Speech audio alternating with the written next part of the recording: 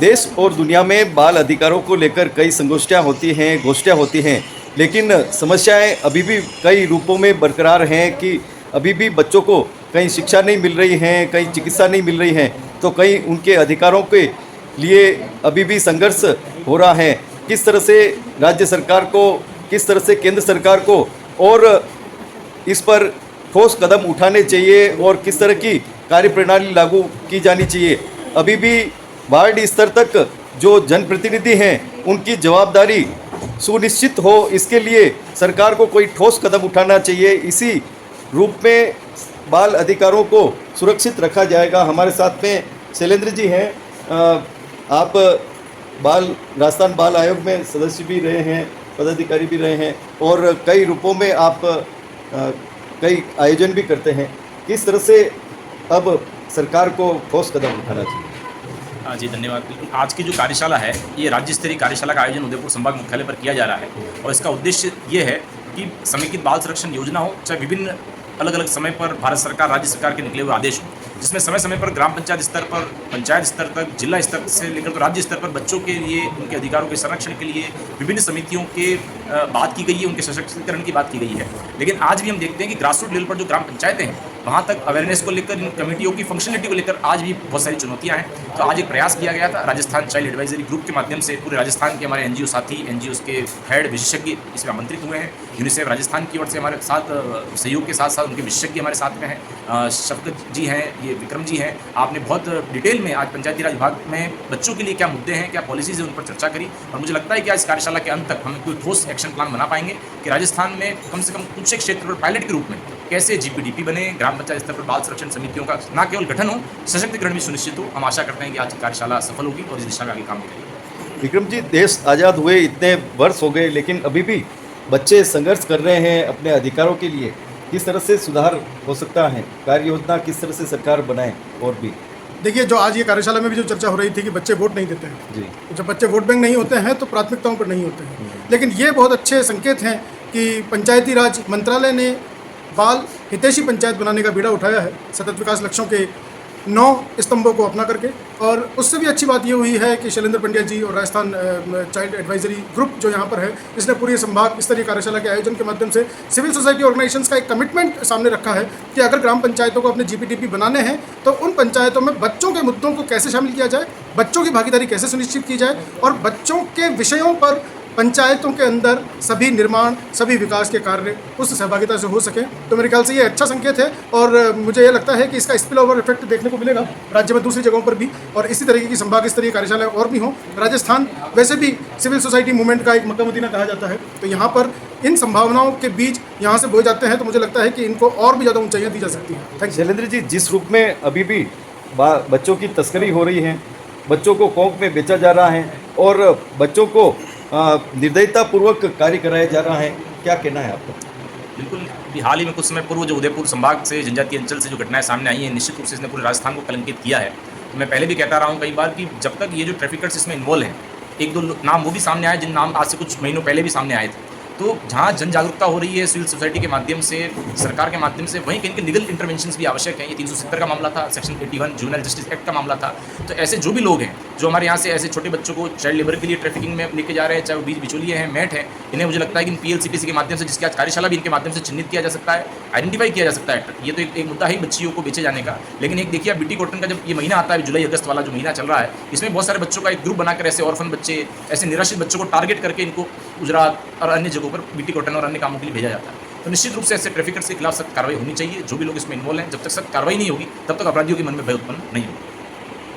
राज्य सरकार हो या केंद्र सरकार या देश और दुनिया की अन्य सरकारें हो, विविध रूपों में बच्चों के विकास के लिए, उनकी उन्नति प्रगति के लिए कानून बनते हैं और योजनाएं विभिन्न रूपों में बनती हैं, लेकिन आधार स्तर पर क्रियान्वित नहीं हो पाती हैं क्योंकि जनप्रतिनिधि या आम जन का जुड़ाव अभी तक उस अनुरूप नहीं हो पाया है जिस रूप में होना चाहिए।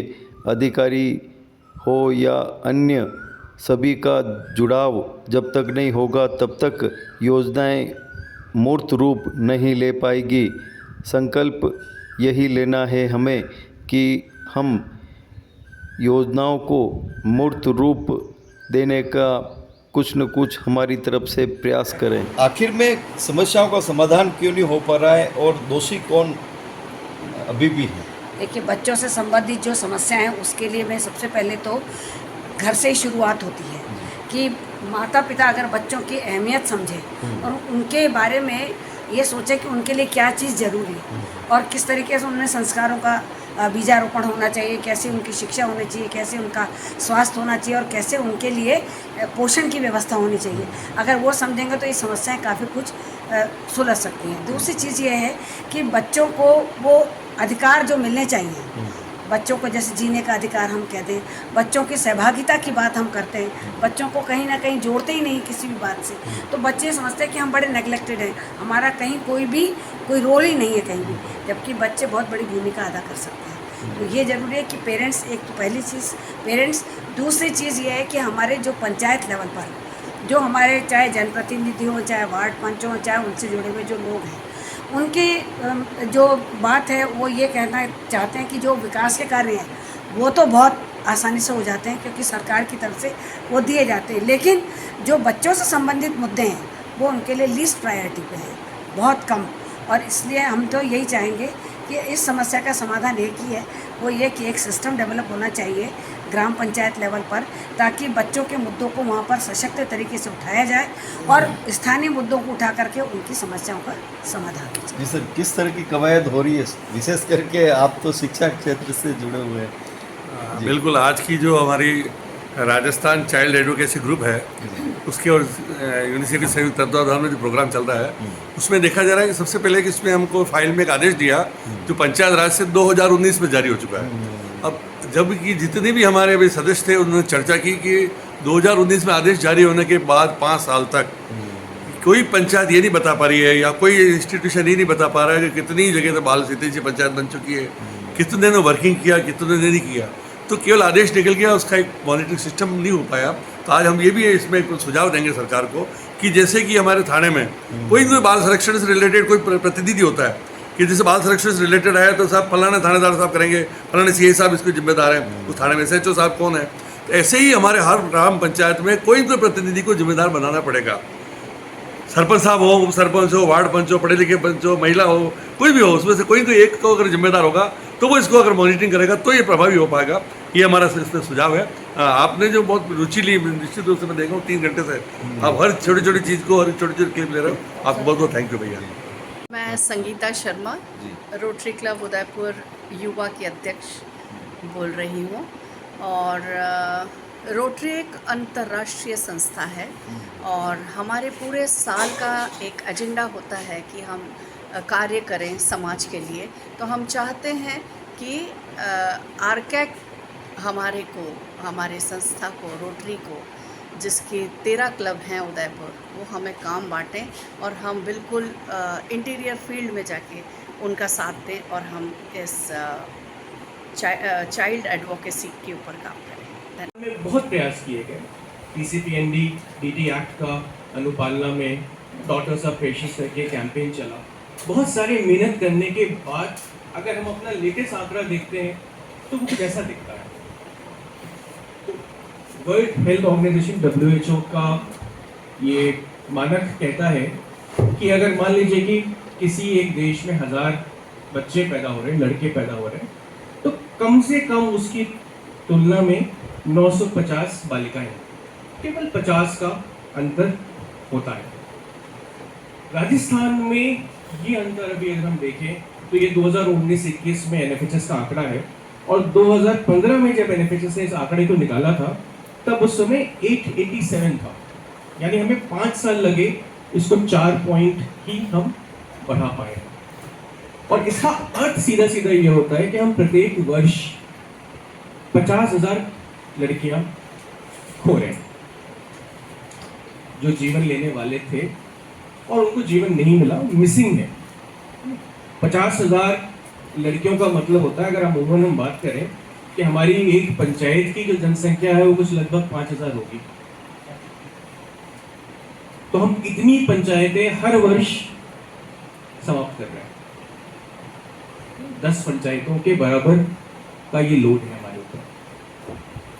तो ये एक बात है कि आज की तारीख में दुनिया के कोई ऐसा देश नहीं है जो मेडिकल सेवाएं लेने के लिए भारत में नहीं आता हो।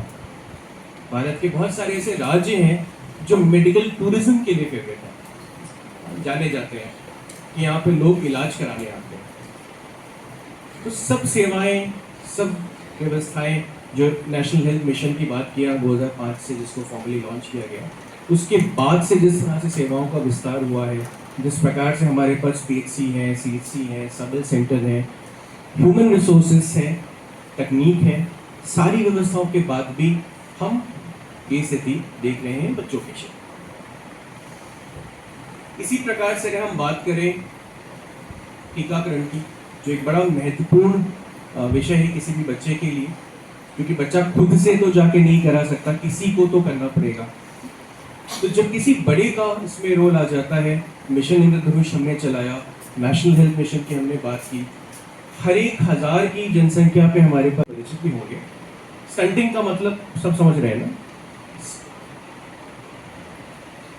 उम्र के हिसाब से कद ना बढ़ना है ना बच्चे के अंदर में।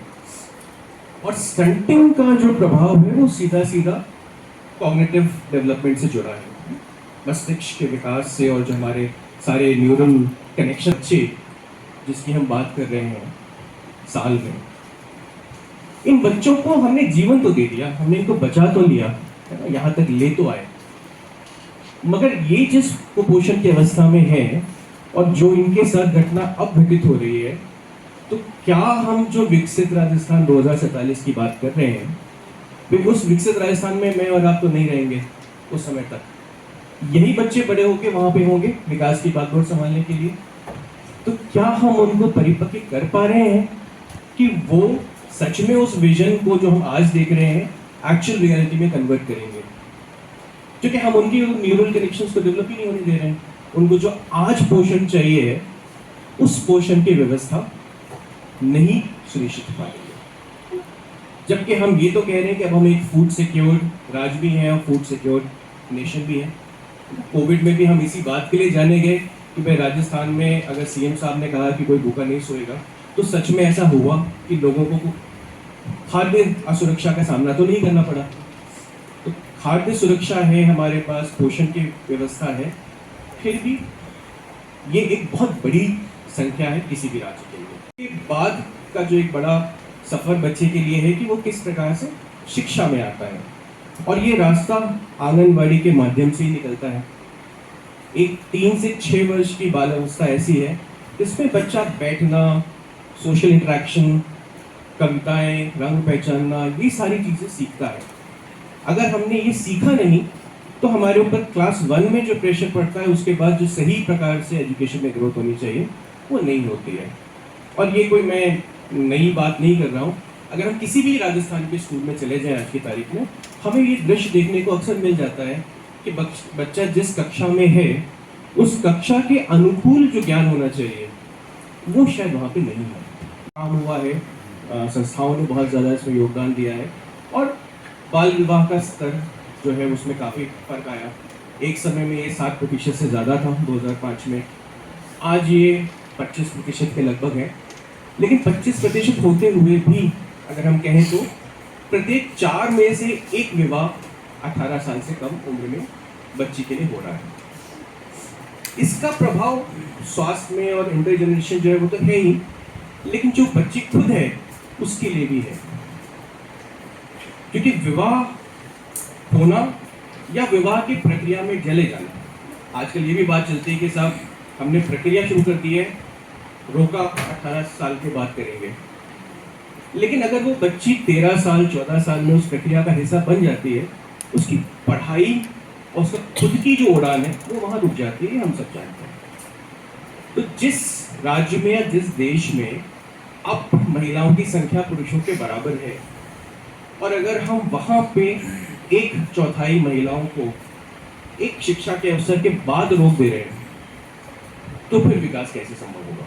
बात करें तो ये डेटा हमारे लिए सच में जागृत करने वाला डेटा है, क्योंकि ये सब रिपोर्टेड डेटा है। इस डेटा के बाहर भी बहुत सारे डेटा है जो रिपोर्ट नहीं होता। तो प्रतिदिन 20 केसेस रिपोर्ट होते हैं, वायलेंस अगेंस्ट चिल्ड्रन, इस सब विषय पे हम सारे साथी बहुत लंबे समय से काम करते हैं। ये वाकई में हमारे लिए चिंता का विषय होना चाहिए, क्योंकि मैं ये नहीं मानता कि FIR मैंडेटरी कर देने से डेटा ऐसा दिखता है। ये तो हो रहा है इसलिए ऐसा दिखता है, और इससे कई ज़्यादा चीज़ें हो रही हैं जो यहाँ पे दिख भी नहीं रही हैं, जो शायद इस अगली स्लाइड में हमें दिखेगा। ये वो चीज़ें हैं जो आंकड़ों में नहीं आती, ये वो बच्चे हैं लेकिन हमें पता नहीं चलता क्योंकि उनके बारे में डेटा उपलब्ध नहीं होता है। आज भी हम जान रहे हैं कि हम बहुत सारा डेटा इकट्ठा करते हैं, लेकिन शायद 5% ही डेटा होगा जो हमारे सामने आ पाता है। बहुत सारा डेटा तो ऐसा है जो विभाग कलेक्ट करते हैं या बहुत सारे लोग कलेक्ट करते हैं, जिसका आकलन भी नहीं किया जाता।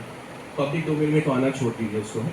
हम अपने ही अगर अपने अपने संस्थाओं में वापस पलट के देखें, और मैं अपनी संस्था में भी पलट के देखूं, तो बहुत सारे डेटा हमारे सामने दिन में आते हैं, लेकिन हम उसको लेके एक्शन नहीं करते, उसको आगे लेके नहीं आते, उस पर कार्य नहीं करते। ये उन बच्चों का डेटा है। हमें मिसिंग चिल्ड्रन के बारे में जानकारी अभी भी नहीं है।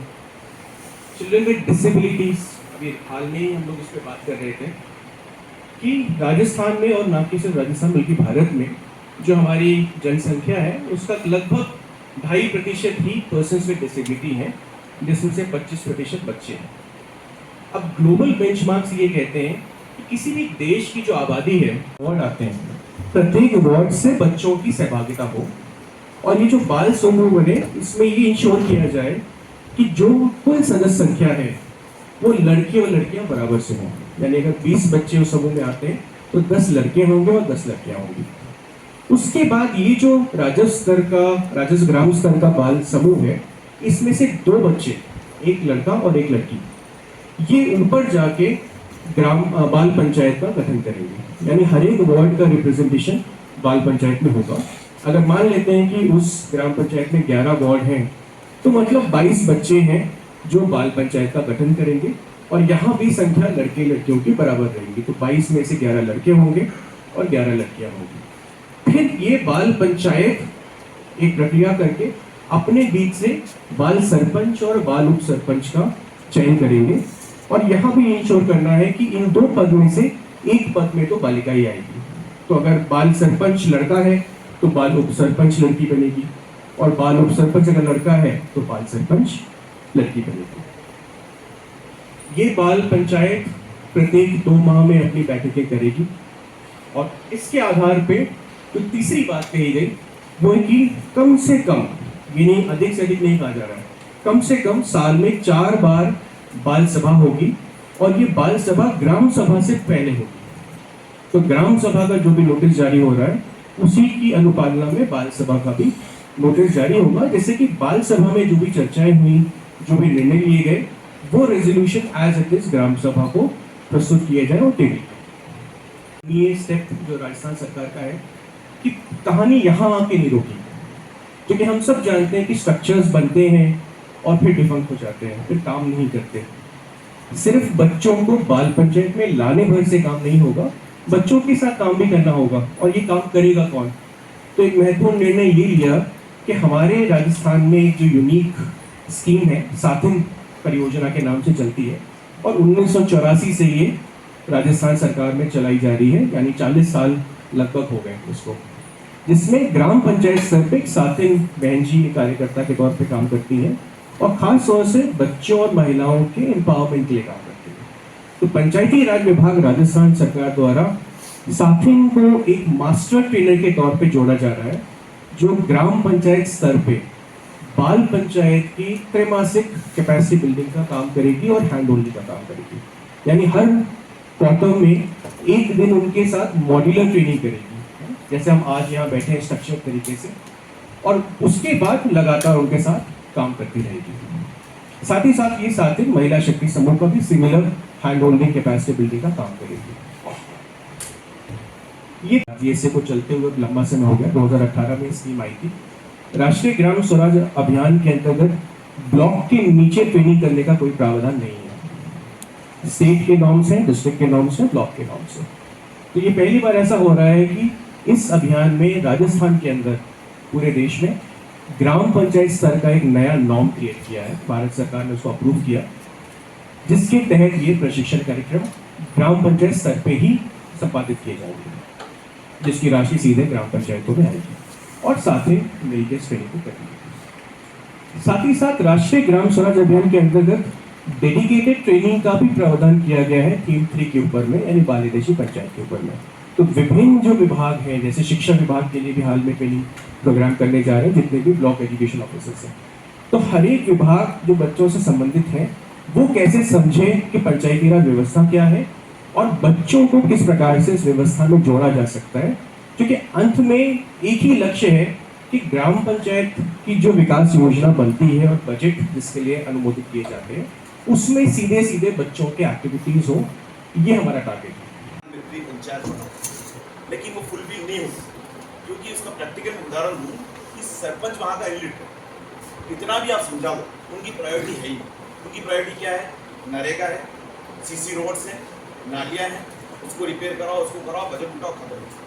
साथ ही साथ उनका साथ देने वाले हैं वीडियोस जो पंचायत में लगे हुए हैं। तो मैं इस चीज़ को कहना चाहूँगा कि अगर हम इस तरह के प्रयास कर रहे हैं तो सरकार तक ये चीज़ पहुँचे कि एटलीस्ट जो जनप्रतिनिधि चुन के आते हैं उनका एक क्राइटेरिया डिसाइड किया जाए कि इतना पढ़ा लिखा व्यक्ति होना चाहिए। जब पढ़ा लिखा व्यक्ति होगा तब हम जब अपनी मंशा रखते हैं एज ए NGO या as a child protection expert, तो उन चीज़ों को समझ पाएँ कि वाकई में जो बात बोली जा रही है वो क्या सही है। तो अल्टीमेटली वो जब पंचायत के जब सरपंच और जनप्रतिनिधि जब इस बात को समझेंगे तो अल्टीमेटली जो अपना जो दूसरा जो सरकारी तंत्र है वो काम करना स्टार्ट। इसमें एक चीज़ जनप्रतिनिधियों को दिया गया है, मैं इसलिए प्रैक्टिकल चीज़ बता रहा हूँ क्योंकि पिछले 4 साल से मैं राजनीति कर रहा हूँ। वीडियोस के पास कोई पावर नहीं है, बेचारे वो पूरा सरपंच के पीछे और वार्ड पंच के पीछे और नेताओं के पीछे दौड़ते रहते हैं, जबकि उनका प्लान ऑफ एक्शन कुछ अलग होता है और इम्प्लीमेंट में कुछ और होता है। तो एक वीडियोस को भी पावर दिया जाए सरकार की तरफ से कि एटलीस्ट ये जो पावर आप यूज़ करो, इसके बाद कुछ प्लान ऑफ एक्शन आप रेडी करो और आप तैयार करके बताओ ताकि हम इसको ग्राउंड लेवल पर ला सकें। एक चीज़ इसमें और है सर कि हम वीडियो की भी जो मंथली जो बैठक है या त्रैमासिक बैठक उसमें रिव्यू हो कि उन्होंने अपने प्लान ऑफ एक्शन में कितना स्वास्थ्य, शिक्षा या बच्चों के मुद्दे पर एक प्लान तैयार किया, उसको इम्प्लीमेंट करने की कोशिश की, वो कोशिश की तो उसमें क्या रुकावट है, तो उनका रिव्यू होना चाहिए। एक लास्ट चीज में और ऐड हो कि सालाना बजट यूज होता है, माना कि 10 लाख, 15 लाख, 20 लाख, 25 लाख, तो उसमें ये रिव्यू भी किया जाए कि इस बजट हेड के अंदर आपने बच्चों के लिए कितना बजट बनाया, कितना यूज किया, कितना इम्प्लीमेंट किया और उसमें क्या आपके पास बच्चा है। अगर आपने बच्चों के लिए 20 लाख खर्च कर दिए वहाँ दूसरे बजट में और आपने बच्चों के लिए 1 लाख भी का कोई अगर आपने प्लान ऑफ एक्शन नहीं रेडी किया तो उस बजट को पास ही नहीं करना चाहिए।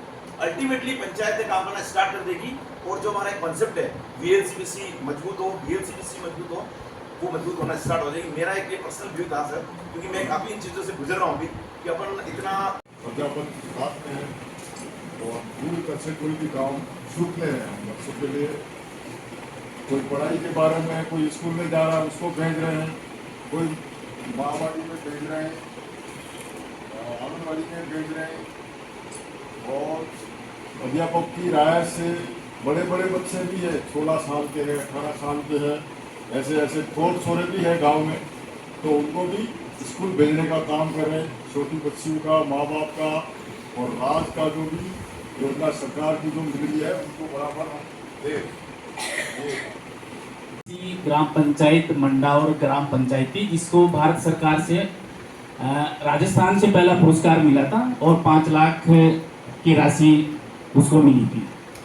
तो ये तो जब की कहानी है, तब राजस्थान सरकार ने इस पर सोचना शुरू किया ग्राम पंचायत में, और वो जो एक अभियान पूरा थोड़ा मैं बताऊंगा उसके बारे में, ज़्यादा टाइम नहीं लूँगा, काम को किया था पूरा अभियान के रूप में चाइल्ड प्रोटेक्शन को लेके शुरुआत की थी। टोंक जिला काफ़ी फोकस रहा है यूनिसेफ का लंबे समय से, और जितने भी अगर हम बात करें जो इनोवेशन हुए हैं वो टोंक से हुए हैं। चाहे चाइल्ड फ्रेंडली हम पुलिस थाने की बात करें तो सबसे पहले टोंक में ही उस थाने को घोषित किया गया था, और जो ये ग्राम पंचायत भी है तो इसी इसमें जो पूरी प्रक्रिया होती थी, क्योंकि अगर प्रशासन चाहे अकेला तो कुछ नहीं कर सकता, सरकार कितने बच्चे स्कूल जा रहे हैं, कितने संभावित चाइल्ड मैरिज होने की संभावना है, तो वैसे हमें लगता है कि एक रिकॉर्ड सिस्टम, एक MIS सिस्टम हो, आज के ज़माने में मैनुअल नहीं, और रख सके ग्राम पंचायत स्तर पे। ये हमें लगता है कि बच्चे के रिहेबिलिटेशन के लिए और बच्चे के स्कीम्स को जोड़ने के लिए, चाहे सोशल प्रोटेक्शन की स्कीम हम कहें या अन्य योजनाओं को जोड़ने के लिए बहुत काम आएगी। नेक्स्ट अगर हम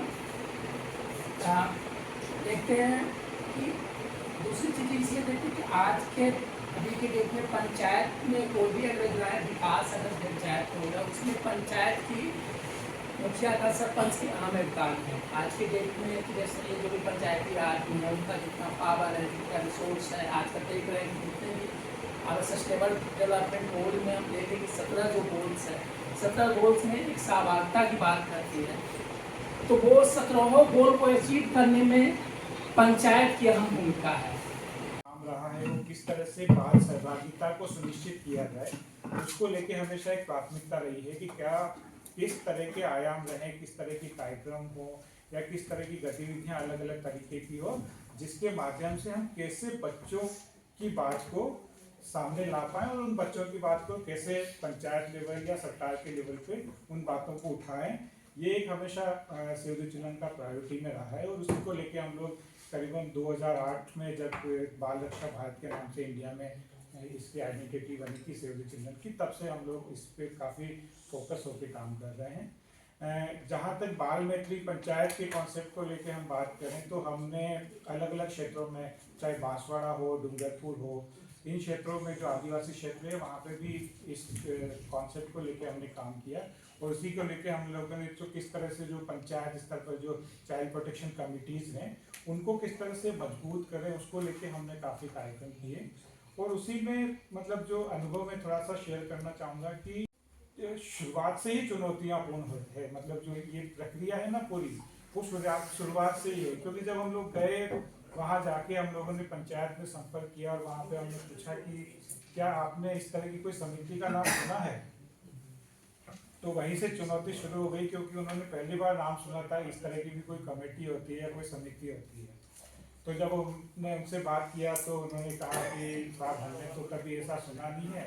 हाँ, कुछ लोग कुछ पेपर आते हैं, हमारे जो ग्राम विकास अधिकारी हैं उनके पास में आते हैं, कभी वो बोलते हैं कि बच्चों से संबंधित कोई लेटर आया है, उस पर भी अपने को मीटिंग करनी है, तो उतना तक सुना होता है, लेकिन उससे ज़्यादा किसी तरह की कोई एक्टिवेशन के लिए जब तक हम लोग प्रोजेक्ट्स करते हैं वो एक्टिव भी रहते हैं, वो लोग कर रहे होते हैं, लेकिन उसके बाद फिर से वही हाल होता है। तो हम लोगों का भी एक्सपीरियंस यही रहा है। तो वहाँ पर जो सबसे बड़ा रोल होता है उन पंचायत का भी है, जो जैसे अभी गजेंद्र जी बोल रहे थे या आप बोल रहे थे कि वहाँ पर होता है कि फिर से चुनाव आएगा, फिर नया हमारा वृद्धाश्रम चल रहा है, चिल्ड्रन शेल्टर होम चल रहा है जे एक्ट में रजिस्टर्ड, और मेंस्ट्रुअल हाइजीन पे हम काम कर रहे हैं, गर्भवती महिलाओं के लिए काम कर रहे हैं और महिला सशक्तिकरण पे काम कर रहे हैं।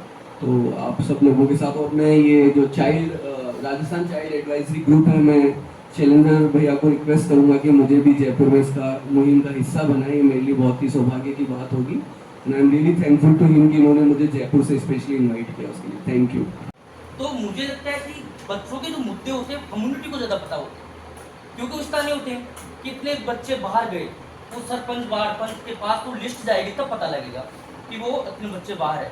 तो मुझे लगता है कि हमें इस प्लान में कहीं ना कहीं कम्युनिटी को भी जोड़ना चाहिए, ताकि वहाँ से स्थानीय जो मुद्दे हैं बच्चों के वो हमारे पास आए और हमारे पास इकट्ठे होकर जो हमारे जीपीडीपी का प्लान बन रहा है उनके पास जाए, तो वो कहीं ना कहीं सोचने पे जरूर मजबूर होंगे कि ये समुदाय के मुद्दे हैं और समुदाय के पास वो पावर है जो प्लान के अंदर उस मुद्दों को जो ऐड करवा सकते हैं। तो इस पर भी जब हमारा डिस्कशन हो तो इसको भी कहीं ना कहीं ऐड किया जाए, ताकि कम्युनिटी भी हमारे साथ जुड़े।